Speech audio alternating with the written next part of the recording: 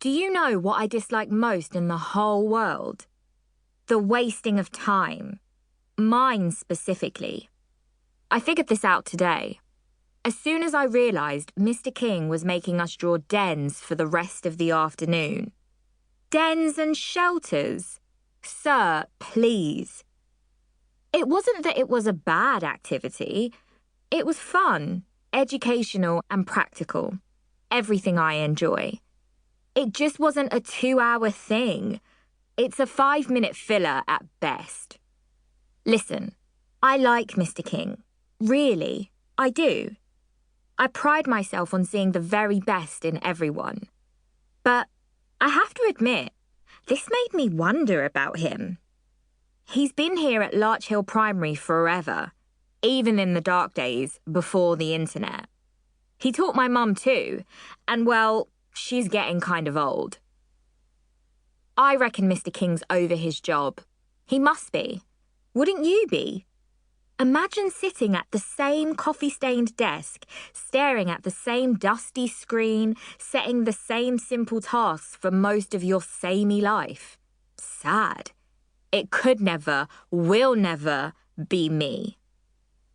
I'm going to get out there, get things done and make change. That much I promise. Mr. King tapped noisily at his keys, squinting through the thumb-smudged lenses in his thick tortoiseshell glasses. Occasionally, he'd stop typing and rub his balding head, polishing it, perhaps hoping a genie would pop out and grant him 3 wishes. If one did appear, and anything is possible, I don't dismiss the supernatural because who really knows? I'd step right up to that spirit and request relevant, challenging schoolwork, and then world peace. Mr. King could keep his last wish. That's only fair. I leaned back in my chair to look at the clock. This one in our classroom is weird. It doesn't tick, and I don't like that. The still second hand just spins silently, yet time never moves fast enough. It just drags. I decided I'd change that clock. Yes. I'd fundraise and swap it for something more suitable. Maybe a sponsored silence. I think our class would love that because it's easy, and they can be lazy sometimes. If they didn't want to raise funds, well, I'd just bring in the clock from my kitchen. That clock would hopefully speed everything up, making the time spent here at school more efficient.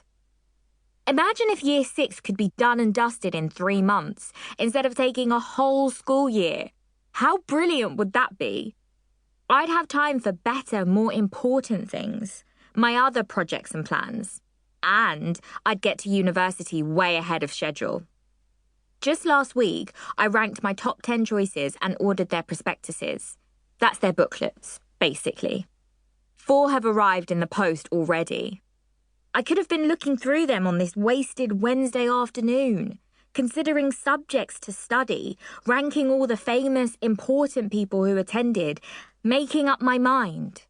But no, instead I was here drawing dens and shelters.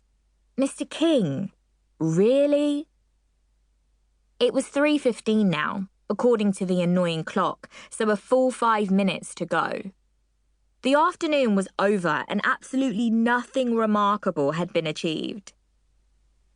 I picked up my pencil and looked over my work, thinking of quick ways I could improve it, but honestly, I couldn't. It was finished and had been for an hour. My friends and neighbours at school and at home, we sit together and live close by, were still going.